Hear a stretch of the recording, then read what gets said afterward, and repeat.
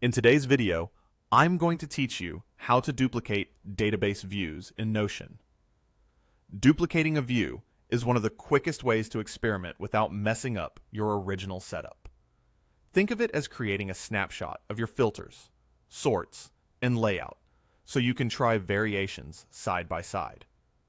This is especially handy when you want a slightly different perspective on the same database.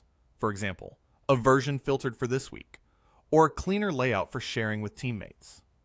First, open your database and look along the top edge of it. You'll see tabs for different views, like Table, Board, or Gallery. These tabs are your view selectors. If you don't see them, make sure you're clicked inside the database and not on the page body around it.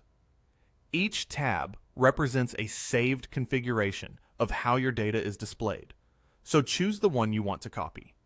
This ensures the duplicate inherits the exact filters, sorts, groups, and visible properties from the view you're targeting.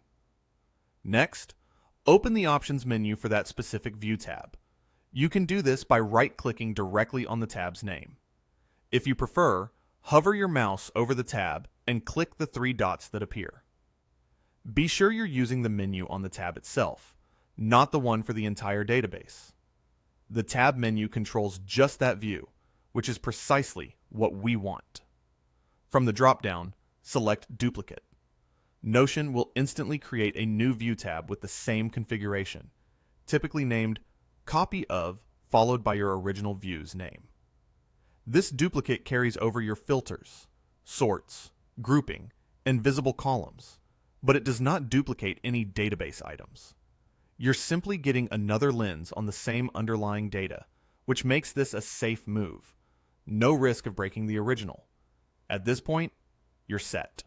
If it helps with clarity, rename the new view right away to reflect its purpose, like Team Board, Q2, or Tasks, Today.